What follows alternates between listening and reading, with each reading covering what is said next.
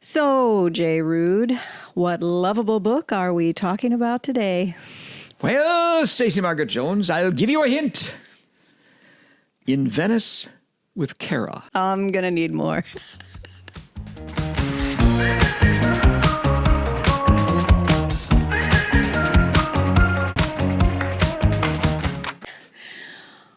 Welcome to Between the Covers, where author J. Ruud and I, author Stacey Margaret Jones, two married writers, discuss one lovable novel from J. Ruud's carefully cultivated list of the 100 most lovable novels in the English language. And he's giving me hints now to tell me what is the book we're talking about today. So I need another hint. Have I read this book? I don't think so, but you know it. All right. Here's hint number 2. Sebastian Flyte. It's hint number 3. People in the book, in the podosphere, are screaming it out at me, but I can't hear you. Hint number 3. The Sacred and Profane Memories of Captain Charles Ryder. A Room with a View? No. Oh my God. What is it? It is Brideshead Revisited by Evelyn Waugh. Fool, we read that book aloud. Did we? Okay, then. But I'm just saying fool to you because I am the fool. I knew the Sebastian, I knew it was like of an era and of a style of novel that I could not get my brain to fixate. Oh, okay. Brideshead Revisited. By Evelyn Waugh. What year was this novel published? It was published late 1945. Okay. And it was the Book of the Month for January in Book of the Month Club in 1946. And he is a British writer, author? A very British author, yes. Very, very British. This novel is very British. It is heavily British. Very 20th century, mid-century British. Okay. All right. So as I mentioned earlier, you're building this list and we're ranking them each week, 1 through whatever 100. Number we're on. Right. To ultimately come to the 100 most lovable novels in the English language. What other lists is this book on? Well, this book was included in Time Magazine's 2005 list of the all-time greatest novels. The New York Public Library's 125 Books We Love for Adults, which came out in 2020. BBC Radio Oxford's 100 Books You Must Read Before You Die, which came out in 2020. That's a very bossy list. It is bossy. Parade Magazine in 2016 gave a list of the 75 best books of the past 75 years. Okay. And it was on that. In Modern Library's famous 1998 list of the 100 best English language novels of the 20th century, they ranked Brideshead at number 80, and the rival Radcliffe Publishing's 100 best novels that came out in the same year ranked Brideshead Revisited as number 74. Okay. Waterstone's Books of the Century ranked Brideshead number 49. The London Times 2022 list of the 50 best books of the past 100 years ranked it as number 47. And BBC's 2003 Big Read survey, it came in as number 45. It was ranked number 45 by readers. Okay. And finally, Penguin Publishers' list of the 100 must-read classics as chosen by our readers, it came in as number 40. So it's a kind of sadly unknown, Yeah, nobody cares about this book. Undervalued book. Yeah. All right. Well, he's done quite well with it. Yeah, he did all right. Actually, he was already pretty famous by the time he wrote this book. Okay. He was famous as a satirist. Mm-hmm. And his earlier books, Decline and Fall, Handful of Dust, and Scoop, were considered kind of minor classics in the satirist genre. Okay. But when this came out in 1945, it's pretty hard to find any satire in it. No, I wouldn't he's going somewhere different. I guess he's exploring something different. Yeah. And some of the people who really supported his earlier work found this novel kind of puzzling. Sure. Edmund Wilson, who was a famous and influential literary critic, wrote that the last scenes of Brideshead Revisited are extravagantly absurd, with an absurdity that would be worthy of Waugh at his best if it were not, painful to say, meant quite seriously. So, he didn't like the book very much. Okay, well, before we get too far into that, I guess, why don't you tell us the down and dirty summary so we can know kind of what we're dealing with here. Okay. Can you do it? Can you get the harps of glory, or will you get the sad trombone? We'll see. So the novel is subtitled The Sacred and Profane Memories of Captain Charles Ryder, okay, which is why that was a clue. Yes, thank you. And so it is indeed Charles Ryder who narrates the story, and he's also the protagonist. But his sacred and profane memories all are surrounding his friendship and involvement with the wealthy, aristocratic, and Roman Catholic Flyte family. Right. Are the owners of a palatial country estate called Brideshead Castle in Wiltshire. And the action of the novel covers a period from 1923 through much of the Second World War. Charles first becomes acquainted with the family's profligate son, Sebastian, at Oxford when they're both students there. And he comes ultimately to know his unconventional sister, Julia, his staunch Catholic mother, Lady Marchmain, and the family's decadent father, Lord Marchmain, who lives in Venice with Cara, his longtime mistress. Boy. Now... Oh, there's more? Well... Yes. Waugh converted to Catholicism in 1930. That is not part of the down and dirty it's part summary. Of what? Sad trombone. Wait a minute. I scoff at your sad trombone. I don't care. I want to tie it together thematically because he converted to Catholicism in 1930. He wrote that his aim in Brideshead Revisited was to demonstrate the operation of divine grace in the lives of the characters, which he defines as the unmerited and unilateral act of love by which God continually calls souls to himself. And that is what ties the book together. Wah, wah. You can do some... Wah, you two. That was not a down and dirty summary. That was like the length of a, freshman in high school's entire book report. But thank you for trying. All right, so now that you failed at the down and dirty, why don't we get into... What else can I fail at? No. This is where you excel. So what is lovable about this book? It really is the characters and their relationship with Catholicism, which is, it's important for Waugh in this book. And it's it's what Edmund Wilson scoffed at as being ridiculous, especially at the end.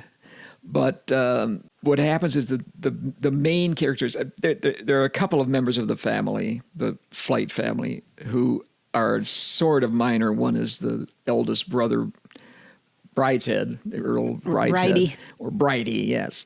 And the other is the sister, who's, both of them are just kind of all-in Catholics. But Sebastian and Lord Marchmain, his father, and Julia are not.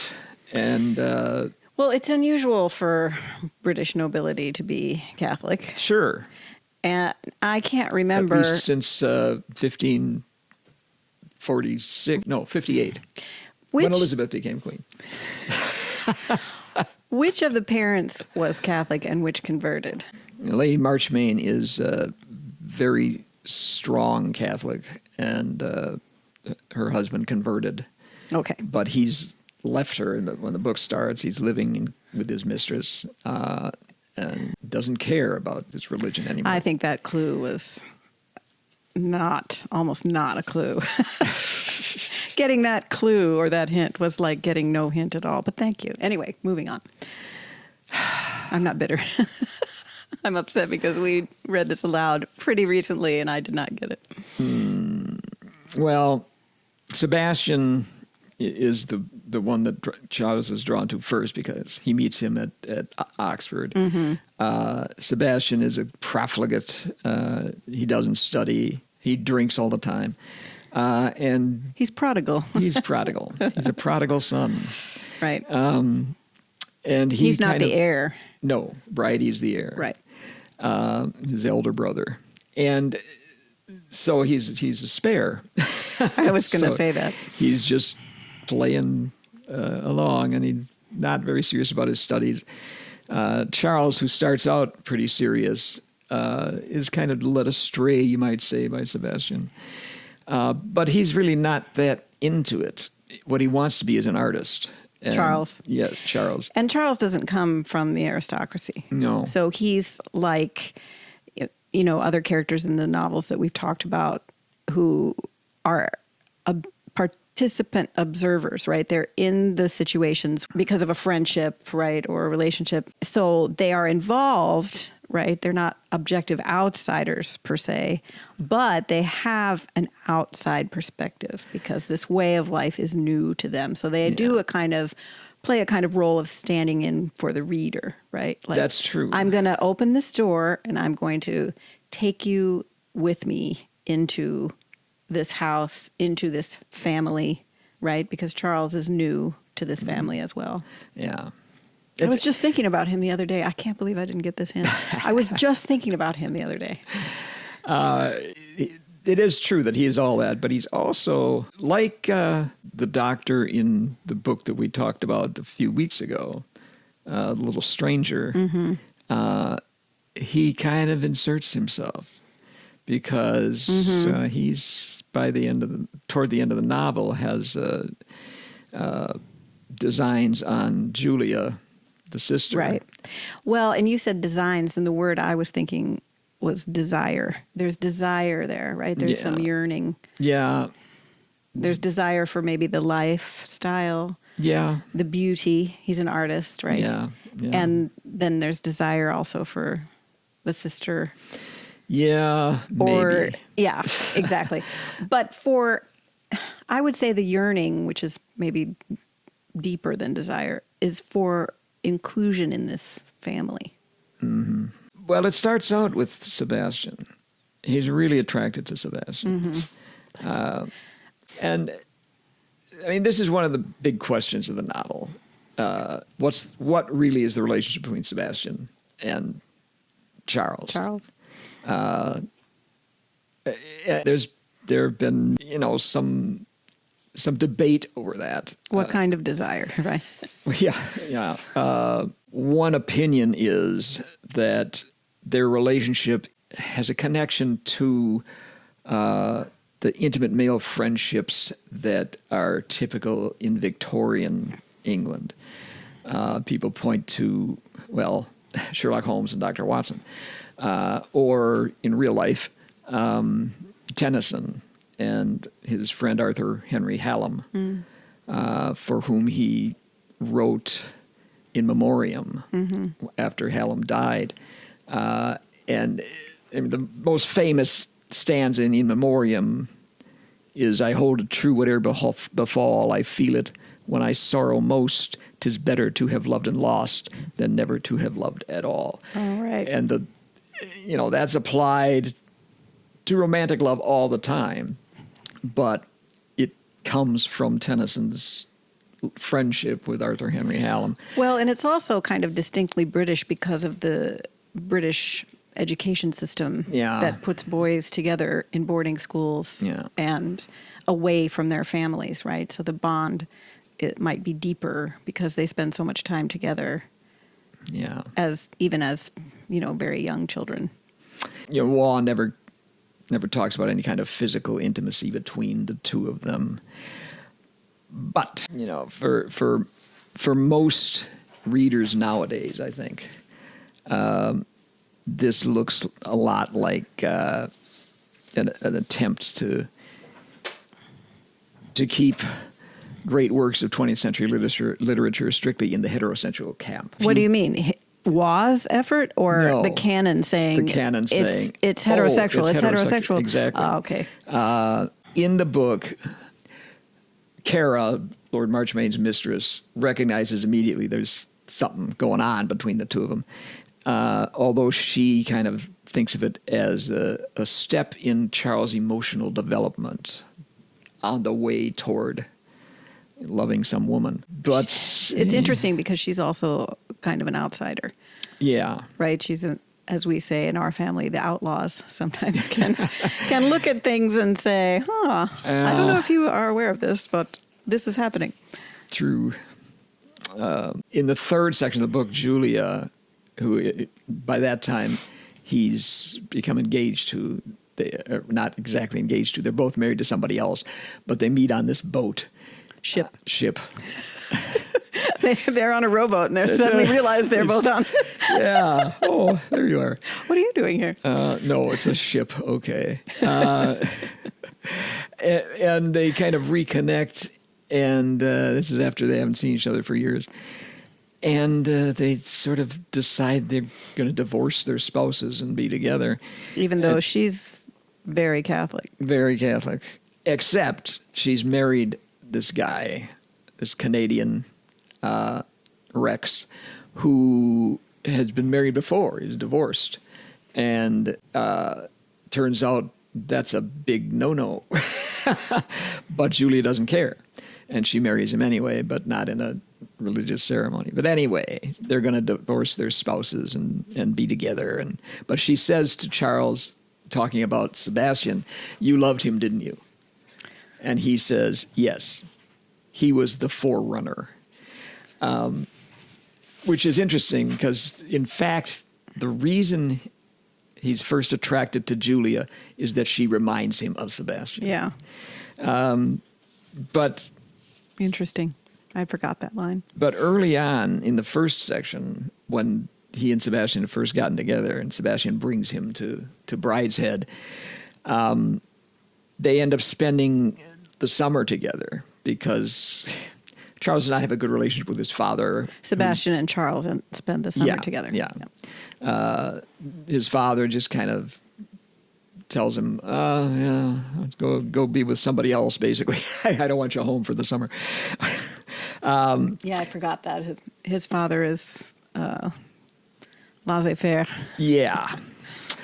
And Charles says, "Now that summer term with Sebastian, it seemed as though I was being given a brief spell of what I had never known, a happy childhood. And though its toys were silk shirts and liqueurs and cigars, and its naughtiness high in the catalogue of grave sins, there was something of nursery freshness about us that fell little short of the joy of innocence. It's hard to imagine what they were doing that was high in the catalogue of grave sins, unless it's... well, there's a lot of sins. Yeah, but not so many that are high in the catalogue of grave sins. And, two other things make it fairly clear that what the relationship is. There's another character in the book called Anthony Blanche, who's another student at Oxford. Mm-hmm. And he is obviously gay. Mm-hmm. He's basically a sort of Oscar Wilde type. Oh, okay. Yes, I remember him. Okay, and I remember him. He spends a lot of time flirting with Charles and trying to, throw dirt on Sebastian, like, you don't want Sebastian, you want me. Is kind of the implication there. Which is also then the writer saying to the reader, this character recognizes this other character. Yeah. Maybe you could recognize that Maybe as you well. could too.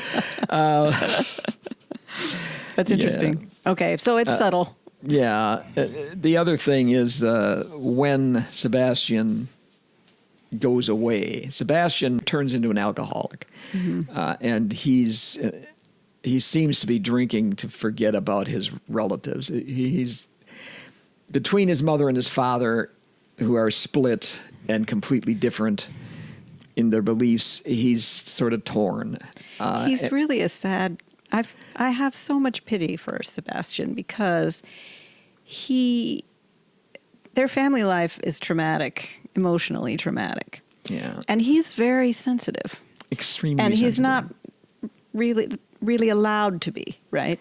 So he's self-medicating, right? Yeah, And yeah. there's no other way for him to, I mean, he doesn't know how else to handle it because it's more than he can handle, right? Yeah, yeah. And it's sad because it's not a situation of his own making. He's a victim of, his family life, right? Yeah. Which has a kind of, there are emotional blows, right? Yes, there are. And everybody in the family kind of shows it in their own way. Yeah.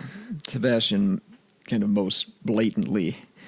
He carries a teddy bear around when he's in college. He's just a little boy. He's a little inside. Yeah. He's a little inside. Bless. But what I was going to say about after he leaves, he goes to Morocco and then Tunisia, and he's living with this poor German deserter who's shot himself in the foot and trying to nurse him while he himself is essentially getting close to drinking himself to death. But it's obvious that he's found a new lover. Right. Because he's caring for his lover. So I think we could say with a pretty good amount of confidence that this is probably the first major English novel that has openly gay protagonists in it. Right. Well, and you could say it seems ambiguous enough that maybe Sebastian is gay, but we don't know if Charles is or not. I'm not saying that I think that Charles is not. I think that Charles is. But I guess the way he wrote it, there's some plausible deniability. There is. But also, he's British in its 1940 mid-1930s when he and Julia are going to supposedly tie the knot. Right. And he needs to be married if he's going to be, a member of society who's accepted. Charles? Yeah. But he is married. He is. That's true. He doesn't get along with his wife at all. Right. Maybe because he isn't heterosexual. That's also the implication, right? Certainly a possibility. Yeah. Well, it's interesting because, of course, it is about this aristocratic family, yet in their own way. They're doing the Britishest thing of all, which is having this house and lands and being, aristocrats. And yet they're also outsiders because of their Catholicism. That's true. So I remember there's a passage or some discussion in the book about who's Julia going to marry? She's Catholic, how are we going to marry our aristocratic daughter to somebody? She's in Catholic. Her class. Yeah. And so there's a kind of tallying of, how well can she do, right? Because that's what you have sons and daughters, the sons inherit and the daughters marry to make alliances and, to increase the family influence and fortune, et cetera. Yeah. So they are in their own way outsiders too. Yeah. Because of their Catholicism. And of course, Julia's choice turns out to be not one that the family's happy about. This guy, he says he'll convert for her, and he does. But the priest is throwing up his hands because the guy's not interested at all. Right. I remember that. Those are actually really funny passages where he's trying to be tutored in his catechism. Basically, and he's what do you want me to say? Yeah. And I'll say it. The younger daughter, the younger daughter of the family plays tricks on him and tells him crazy things. I don't remember specifically, but might be you have to salute a fish or something on this particular day or whatever. She's a little sprite. She is. Trickster. So that's rather amusing. But it's certainly not who Lady Marchmain wanted. Right. For her daughter. Well, Lord Marchmain doesn't care. Because he's also kind of, he's living his own life. He's living his best life in Venice with somebody else. Right. But I also think about it because of the way the novel starts with Charles coming on Brideshead Revisited, right? As a soldier. He revisits Brideshead as a soldier Brideshead. because he's a major in the British Army, and his battalion is quartered at Brideshead. Yeah, so he comes on the property. And honestly, for me, I think about this novel a lot in terms of, the house, right? The grand house, the property, the artifact of their nobility that the house is, right? Charles paints some of the rooms, right? He paints some frescoes in one of the rooms. Yeah, so he's involved in that way in the house, which is the key signifier, right, of their position, right? It's one of the ways that the aristocracy, flex, right? Yeah. Their house. So when I think about this novel, obviously the title is The Name of the House.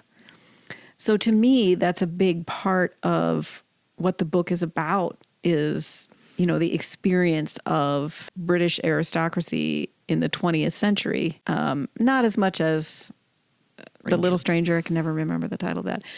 The house is a character practically in that book. Yeah. But it wouldn't be the novel. None of this would take place, so to speak, in Charles's mind if he hadn't come upon the house, right? The house evokes...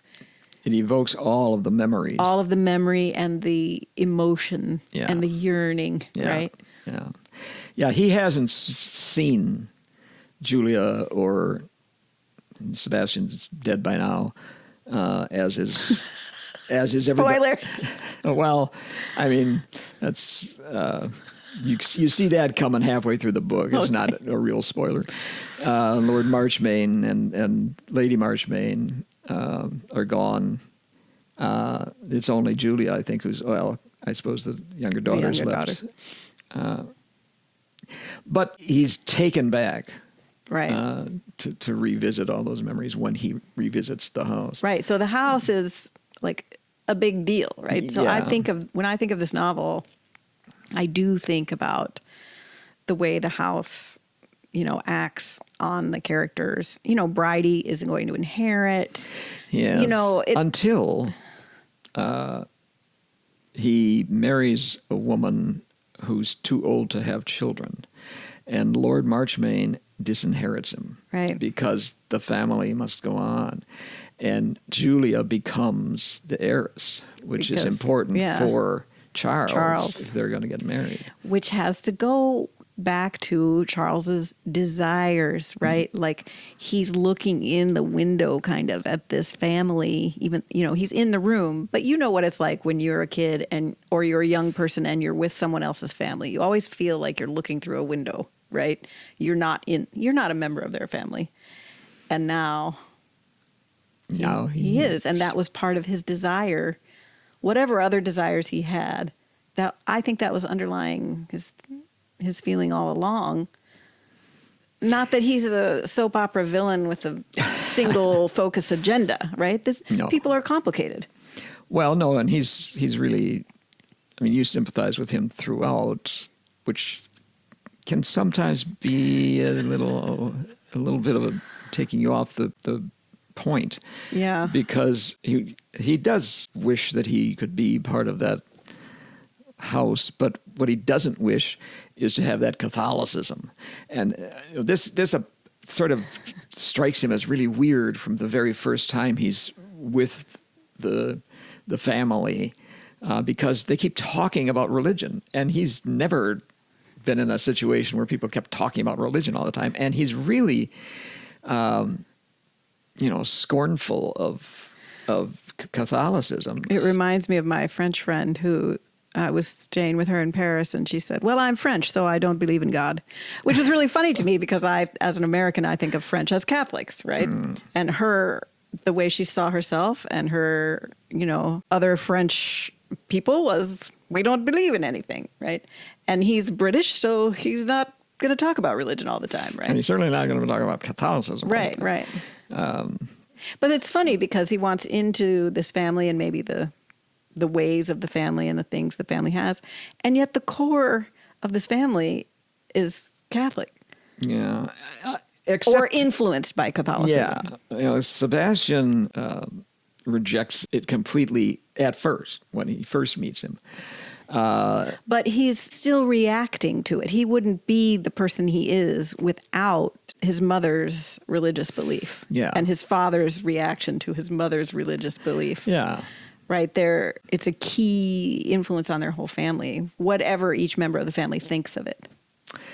Yeah. But the ones that Charles is more drawn to are Sebastian and Julia, who is kind of indifferent. And he does kind of like Lord Marchmain, I think, who's totally he totally rejects him. Yeah. Lord Marchmain does come home to die on the eve of the Second World War. He's been living in Italy after all. Mm-hmm. And I don't think he wants to be there with Mussolini. Yeah. And he's getting old. Right. Very old. So he's there more influentially there toward the end. And Charles just thinks he really just scorns Catholicism. But as I said, Waugh thought that the point of the book was the fact that you have a chance at this grace. And Sebastian ultimately, when they track him down, when his mother's dying, he's with his German lover probably. But he's a kind of minor secular brother in this monastery in Tunisia. Sebastian is. So, he's had some sort of... he's moved toward Catholicism. He's moved toward grace. He's had the chance. And it's going to come for Julia. It's going to come for the father. And how they react to it is important for the outcome of the book. Also... You mean there's something you're not telling us? I'm not telling you the end. Okay, thank you. Except that at the end... Charles. We go back to Charles as the captain in the. It's not clear whether it's 1943 or 1944. There are debates about that, but it doesn't much matter. He's there back at Brideshead, remembering all of this. I think Waugh would probably say that he has his opportunity for grace at the end. Mm-hmm. It puts me in the mind of one of our favorite novelists, which is Graham Greene, because Catholicism is always, is something that the characters are grappling with. And the grace of Catholicism usually will make an appearance in a Greene novel in a very, touching and emotional way. Yeah, it's very Greene-like. In fact, Waugh knew Greene, and he wrote him a letter several years after the book came out. After Brideshead came out, and expressed some doubts about, I'm not sure I'm as keen on this book as I was when I first published it. Well, and we should also say that there is a very good miniseries that we watched. Oh, yeah. There is a movie that's not terrible. But the miniseries was very, in 2008, very good. and Emma Thompson played Lady Marchmain in that movie. But the miniseries, it's an 11-episode series. More comprehensive that from aired the in book, 1991. Right? It's very, it's very faithful adaptation to the book. Yeah, it's lovely. But don't watch until you've actually read the book. I do want to say that the book, when it was first released, there were differences of opinion, and it was, some people liked it, some people didn't. It wasn't his best reviewed book when it first came out, but it has over the years come to be thought of as his masterpiece. But a young Chaim Potok, speaking of writers that you particularly like. I love him. A young Chaim Potok read it when he was 16 years old. And he said this was the book that made him want to become a writer.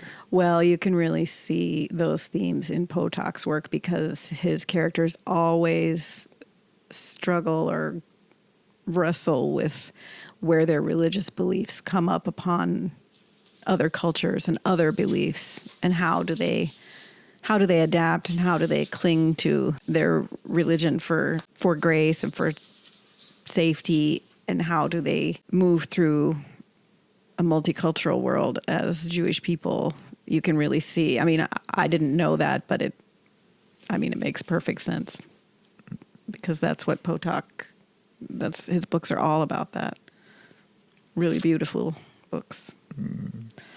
All right. Well, who might not love this book? Oh, how long is it?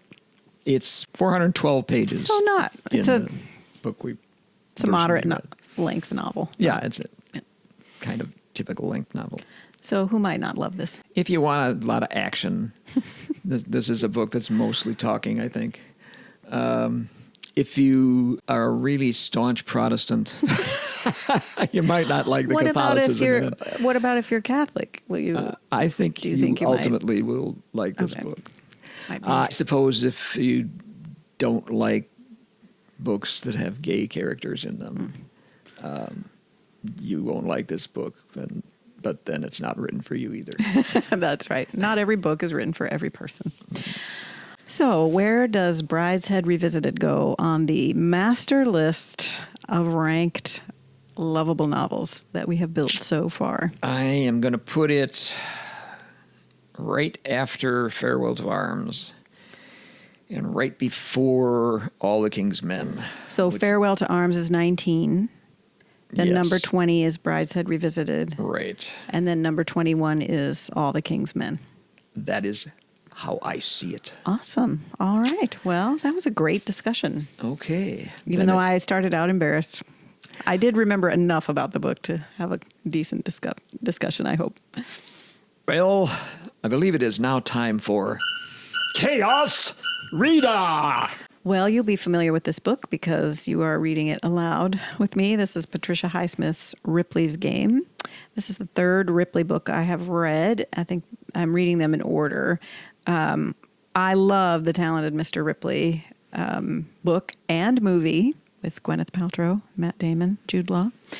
And then, of course, Ripley, which was recently on Netflix, which is also a wonderful version of the book. I mean, they're both really good. So you can love both.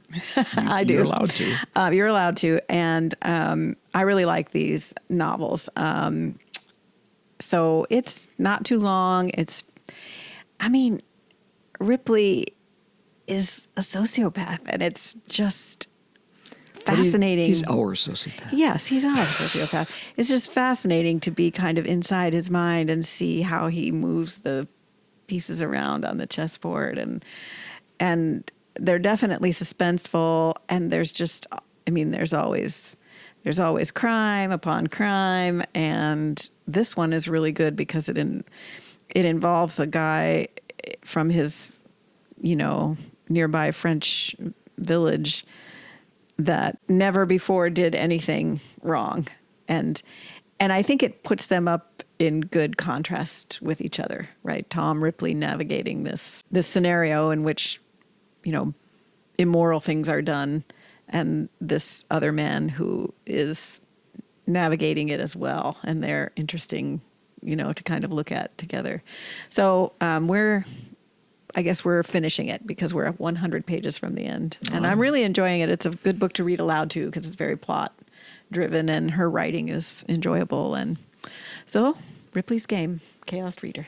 All right. Okay. So before we close, before you shut off your podcast or machine, please like, share, comment, rate. It really does help. And you can watch our podcasts on YouTube as well. So we think it's also helpful if you just tell a friend, a book-loving friend, about our podcast. Maybe they can look through the episodes we have so far and find a book that they love or one that they're curious about and start there. So we'd also like to thank our producer, Jerry Bruno, who continues to help us as we struggle with producing this ourselves. And we'll see you next time. Between the covers.